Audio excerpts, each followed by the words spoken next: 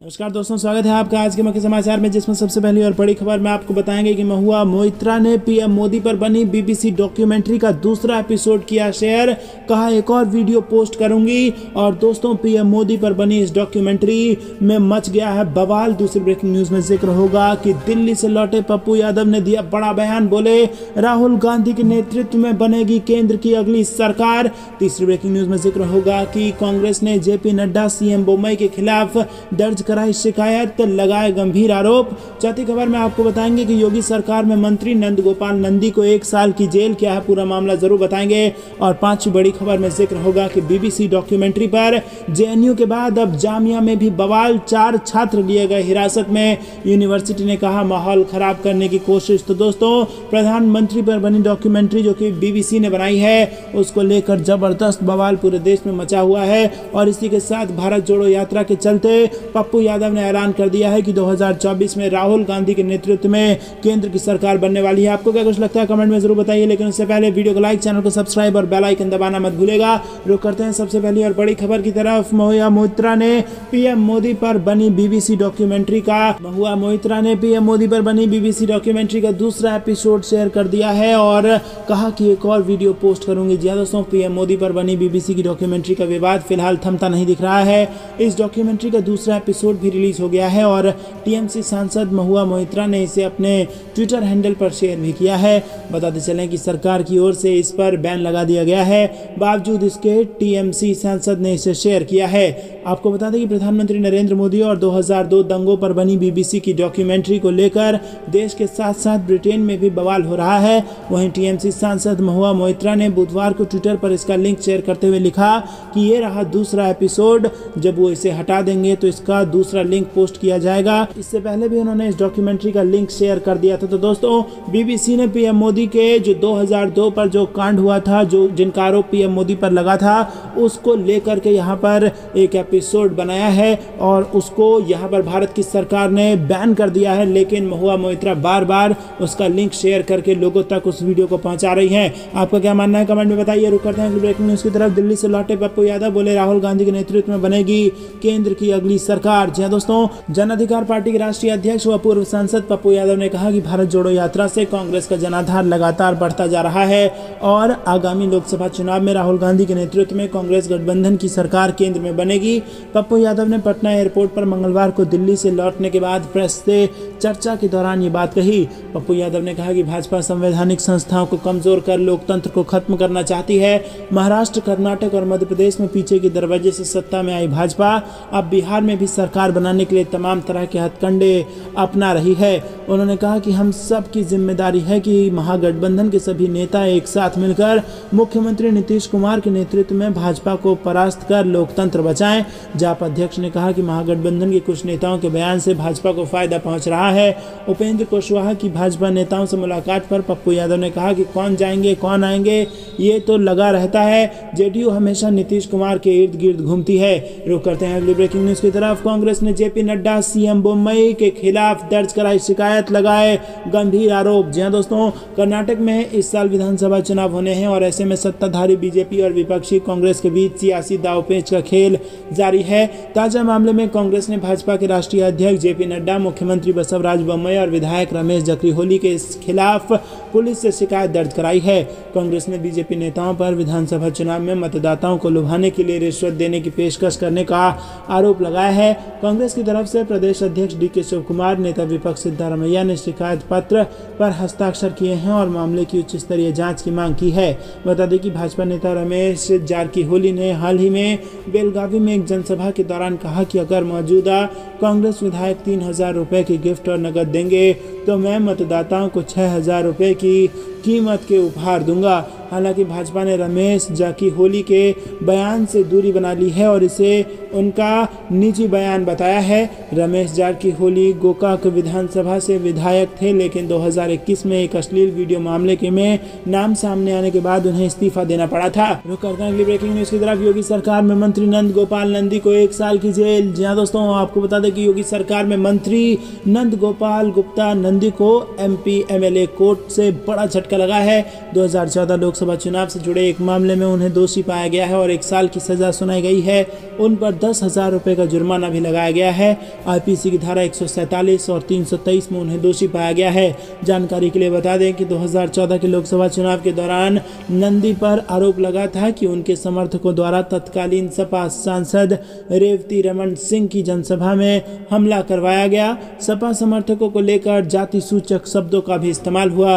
आरोप ये भी लगा कि सपा कार्यकर्ताओं की रैली के दौरान पिटाई की गई और इसमें कई घायल हुए। दोस्तों, उस समय नंदी कांग्रेस पार्टी में थे और उनके खिलाफ सपा ने थाने में शिकायत भी दर्ज करवाई थी। रुक करते हैं अगली ब्रेकिंग न्यूज की तरफ। बीबीसी डॉक्यूमेंट्री पर जेएनयू के बाद जामिया में भी बवाल, 4 छात्र लिए हिरासत में। यूनिवर्सिटी ने कहा माहौल खराब करने की है कोशिश। जी दोस्तों, जेएनयू के बाद अब जामिया यूनिवर्सिटी में भी पीएम मोदी पर बनी बीबीसी डॉक्यूमेंट्री की स्क्रीनिंग को लेकर बवाल हो गया है। जामिया यूनिवर्सिटी में बीबीसी डॉक्यूमेंट्री की स्क्रीनिंग को लेकर 4 छात्र हिरासत में लिए गए हैं। दिल्ली पुलिस ने बुधवार को कहा कि जामिया मिलिया इस्लामिया विश्वविद्यालय के बाहर कथित तौर पर बीबीसी की डॉक्यूमेंट्री की स्क्रीनिंग को लेकर हंगामा करने के आरोप में 4 छात्रों को हिरासत में लिया गया। जामिया यूनिवर्सिटी के चीफ प्रॉक्टर के कहने पर बीबीसी की डॉक्यूमेंट्री की स्क्रीनिंग से पहले ये कार्रवाई की गई और पहली पुलिस सूत्रों के मुताबिक जामिया की सुरक्षा कड़ी कर दी गई है और विश्वविद्यालय प्रशासन ने छात्रों को बीबीसी डॉक्यूमेंट्री की स्क्रीनिंग से परहेज करने के लिए कहा था। दोस्तों, विश्वविद्यालय प्रशासन ने एक नोटिस में कहा कि बिना अनुमति के परिसर में छात्रों की बैठक या किसी भी फिल्म की स्क्रीनिंग की अनुमति नहीं दी जाएगी। तो दोस्तों, इस डॉक्यूमेंट्री को सरकार ने प्रतिबंधित कर दिया है और इसी को चलाने को लेकर जामिया मिलिया इस्लामिया में और जेएनयू में जबरदस्त बवाल कटा है। रुक करते हैं अगली ब्रेकिंग न्यूज की तरफ। कांग्रेस के आएंगे अच्छे दिन, राहुल गांधी के बाद प्रियंका गांधी संभालेंगी मोर्चा, हर राज्य में होगा महिला मोर्चा। जी हाँ दोस्तों, कांग्रेस के पूर्व अध्यक्ष राहुल गांधी की अगुवाई में भारत जोड़ो यात्रा के खत्म होने से पहले पार्टी महासचिव प्रियंका गांधी वाड्रा मोर्चा संभालने की तैयारी कर रही हैं। हाथ से हाथ जोड़ो अभियान के तहत प्रियंका गांधी सभी राज्यों की राजधानियों में महिला मोर्चा का नेतृत्व करेंगी और यहां पर इस अभियान गणतंत्र दिवस से इसको शुरू कर दिया जाएगा। आपको बता दें कि भारत जोड़ो यात्रा 30 जनवरी को श्रीनगर में ध्वजारोहण के साथ खत्म हो रही है। वहीं कांग्रेस ने फॉलो अप के तौर पर पूरे देश में हाथ से हाथ जोड़ो त्रिस्तरीय अभियान का खाका बनाया है। पूरे 2 महीने के इस अभियान में पार्टी ने राहुल गांधी का देश और केंद्र सरकार की विफलताओं को हर घर तक पहुंचाने का लक्ष्य रखा है। रुक करते हैं अगली ब्रेकिंग न्यूज की तरफ। ठंड के बीच यूपी समेत इन राज्यों में बारिश, यहां हो रही शीतलहर की वापसी, मौसम का ताजा हाल। जहां दोस्तों, पहाड़ी राज्यों और उसके आसपास वाले मैदानी इलाकों में हल्की से मध्यम गति की बारिश हो रही है। जम्मू कश्मीर, उत्तराखंड, हिमाचल प्रदेश, यूपी समेत कई राज्यों में पिछले 24 घंटे में बारिश देखी गई है। वहीं पहाड़ पर बर्फबारी ने लोगों की मुश्किलें बढ़ा दी हैं। मौसम विभाग ने आने वाले दिनों के लिए भी कई राज्यों में बारिश का अलर्ट जारी कर दिया है। मौसम विभाग ने बताया है कि पश्चिमी हिमालयी क्षेत्रों और उत्तर पश्चिम भारत के राज्यों में अगले 24 घंटे तक बारिश का दौर जारी रहेगा। रुक करते हैं अगली ब्रेकिंग न्यूज की तरफ। कांग्रेस ने शुरू की बीएमसी चुनाव की तैयारी। अजय माकन बोले हाथ से हाथ जोड़ो अभियान में शिंदे सरकार के भ्रष्टाचार को करेंगे उजागर। जी दोस्तों, कांग्रेस नेता राहुल गांधी द्वारा शुरू की गई भारत जोड़ो यात्रा का समापन 30 जनवरी के दिन श्रीनगर में हो रहा है। भारत जोड़ो यात्रा के समापन से पहले ही कांग्रेस की तरफ से पूरे देश भर में हाथ से हाथ जोड़ो अभियान शुरू करने की घोषणा कर दी गई है। कांग्रेस द्वारा शुरू किए जाने वाले नए अभियान की जानकारी देने के लिए कांग्रेस नेता और पूर्व केंद्रीय मंत्री अजय माकन मुंबई पहुंचे हुए थे। मुंबई में प्रेस वार्ता के दौरान पत्रकारों को संबोधित करते हुए अजय माकन ने कहा कि राहुल गांधी द्वारा शुरू की गई भारत जोड़ो यात्रा को पूरे देश भर में लोगों से ढेर सारा प्यार और स्नेह मिल रहा है। भारत जोड़ो यात्रा के समापन के बाद कांग्रेस पार्टी पूरे देश में हाथ से हाथ जोड़ो अभियान की शुरुआत करने जा रही है और इस अभियान के तहत हम लोगों तक बीजेपी द्वारा किए गए झूठे वादे, बेरोजगारी, भ्रष्टाचार और अमीर गरीब के बीच बढ़ती खाई सहित कई अन्य मुद्दों को लेकर जनता तक जाएंगे। रुक करते हैं अगली ब्रेकिंग न्यूज की तरफ। कमलनाथ ने प्रदेशवासियों को किया संबोधित, जनता से साथ देने का किया आह्वान। जी दोस्तों, गणतंत्र दिवस की पूर्व संध्या पर मध्य प्रदेश के पूर्व मुख्यमंत्री और प्रदेश कांग्रेस अध्यक्ष कमलनाथ ने प्रदेशवासियों को संबोधित किया और उन्होंने सभी को 74वें गणतंत्र दिवस पर बधाई एवं शुभकामनाएं देते हुए कहा कि ब्रिटिश गुलामी से भारत को आज़ाद कराने का संकल्प महात्मा गांधी जी जी ने 1947 में पूरा किया। आज़ाद भारत को भारत देश की भौगोलिक काया सरदार पटेल की इच्छा शक्ति से मिली। भारत देश को जिन सिद्धांतों और आदर्शों पर चलना है उसका खाका संविधान के रूप में बाबा साहब डॉक्टर भीमराव अंबेडकर की समिति ने दिया और आज़ाद भारत आंतरिक व वैश्विक चुनौतियों का सामना करते हुए अपने पैरों पर खड़ा कर देश को आगे बढ़ाने का पुण्य काम पंडित नेहरू की दृढ़ता से प्रारंभ हुआ। दोस्तों रुक करते हैं अगली ब्रेकिंग न्यूज़ की तरफ। शिवराज सिंह की प्रदेश में विकास यात्रा नहीं निकास यात्रा, कमलनाथ का बयान। जी हाँ दोस्तों, प्रदेश के पूर्व मुख्यमंत्री व मध्य प्रदेश कांग्रेस कमेटी अध्यक्ष कमलनाथ बुधवार को दोपहर 1 बजे जिले की सिराली तहसील मुख्यालय पहुंचे और यहाँ किसान आदिवासी सम्मेलन में शामिल होने पहुंचे वो और कार्यक्रम को संबोधित करने से पहले उन्होंने प्रेस कॉन्फ्रेंस की जिसमें उन्होंने प्रदेश की भाजपा सरकार और सीएम शिवराज पर जमकर हमला बोला और इसी के साथ उन्होंने कहा कि भाजपा विकास यात्रा नहीं निकास यात्रा निकाल रही है। दोस्तों रुक करते हैं ब्रेकिंग न्यूज़ की तरफ। राहुल गांधी का राजनाथ सिंह पर पलटवार, बोले भारत जोड़ो यात्रा देश को किस तरह नुकसान पहुंचा रही है ये समझ से परे। जी हाँ दोस्तों, रक्षा मंत्री राजनाथ सिंह ने 22 जनवरी को मध्य प्रदेश के सिंगरौली में हितग्राही महासम्मेलन में कांग्रेस सांसद और भारत जोड़ो यात्रा के अगुआ राहुल गांधी पर तंज कसा था और उसी तंज के जवाब में राहुल गांधी ने राजनाथ सिंह से सवाल करते हुए कहा कि मुझे ये समझ नहीं आ रहा है कि जो पदयात्रा पूरे देश में लोगों को जोड़ने का काम कर रही है वो किस तरह से देश के हितों को नुकसान पहुंचा सकती है। राजनाथ सिंह के बयान पर कांग्रेस सांसद राहुल गांधी ने कहा कि मैं ये देख सकता हूं कि किस तरह से राजनाथ सिंह की पार्टी देश को क्षति पहुंचा रही है। मुझे लगता है कि जिस पार्टी में राजनाथ सिंह हैं वहां उन्हें क्या कहना है वो पार्टी के शीर्ष के लोग बताते हैं। रुक करते हैं अगली ब्रेकिंग न्यूज़ की तरफ। हरक सिंह रावत का दावा, बीजेपी को 2024 में होगा 100 सीटों का नुकसान, कांग्रेस को मिलेगी इतनी सीटें। जी हाँ दोस्तों, मसूरी में पूर्व कैबिनेट मंत्री हरक सिंह रावत ने दावा किया कि 2024 के चुनाव में बीजेपी को 100 से अधिक सीटों का नुकसान होने जा रहा है, वहीं 100 से अधिक सीटों का फायदा कांग्रेस को होगा। उन्होंने कहा कि 2024 में 150 से 250 के बीच कांग्रेस की सीटें आ रही हैं और कहा कि 2019 में पुलवामा हमला नहीं होता तो बीजेपी को 100 सीट का नुकसान होता। पुलवामा के कारण चुनाव भारत पाकिस्तान मुद्दे पर हो गया जिसका बीजेपी को सीधा फायदा हुआ, परंतु हर समय इस तरीके का टोटका काम नहीं करता है और 2024 के चुनाव में कांग्रेस को फायदा होने जा रहा है। हरक सिंह रावत ने कहा कि भर्ती प्रक्रिया में उत्तराखंड का दुर्भाग्य है कि सरकार द्वारा कोई भी पेपर निष्पक्ष रूप से नहीं करा पा रही है और हाल ही में पटवारी भर्ती घोटाले ने उत्तराखंड की सरकार की भ्रष्टाचार पर जीरो टॉलरेंस की सरकार की पोल खोल दी है।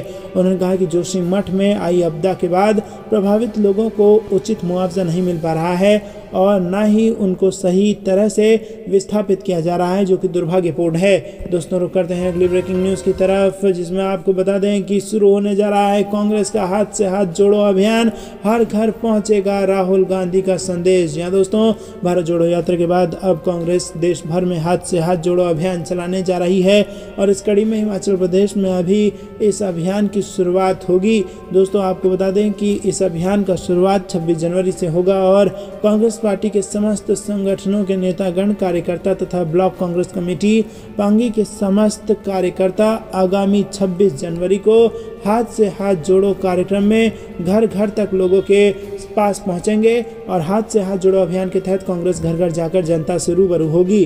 दोस्तों रुक करते हैं अगली ब्रेकिंग न्यूज़ की तरफ। अखिलेश यादव के साथ एकजुट दिख रहा पूरा परिवार, शिवपाल यादव डिम्पल यादव के बाद अब इस दिग्गज नेता ने संभाला मोर्चा। जी हाँ दोस्तों, उत्तर प्रदेश में हर राजनीतिक पार्टी लोकसभा चुनाव की तैयारी में लग गई है। बीजेपी ने एक और मिशन मोड में अपनी तैयारी शुरू कर दी है जबकि दूसरी ओर समाजवादी पार्टी प्रमुख अखिलेश यादव भी अपनी तैयारियों को तेज कर रहे हैं। अब सपा प्रमुख के साथ उनका परिवार भी एकजुट नजर आ रहा है। शिवपाल सिंह यादव और डिम्पल यादव के साथ परिवार के कई और सदस्यों का अखिलेश यादव को पूरा साथ मिल रहा है। मैनपुरी उपचुनाव में रिकॉर्ड जीत ने सपा के लिए बूस्टर डोज का काम किया है। जीत के बाद शिवपाल सिंह यादव का अखिलेश यादव को पूरा साथ मिल रहा है जिसके बाद वो बदले हुए अंदाज में नजर आ रहे हैं। अखिलेश यादव लगातार लखनऊ से बाहर कई जिलों का दौरा करते नजर आए हैं और इसके अलावा वो जिलों में सपा कार्यकर्ताओं से मुलाकात करते रहे और इस काम में चाचा शिवपाल का सपा प्रमुख को पूरा सहयोग मिल रहा है। दोस्तों रुक करते हैं अगली ब्रेकिंग न्यूज़ की तरफ। बागेश्वर धाम सरकार पर आया कमलनाथ का बड़ा बयान। जी हाँ दोस्तों, आपको बता दें कि मध्य प्रदेश कांग्रेस अध्यक्ष कमलनाथ ने बागेश्वर धाम पीठाधीश्वर धीरेन्द्र कृष्ण शास्त्री को लेकर बयान दिया है।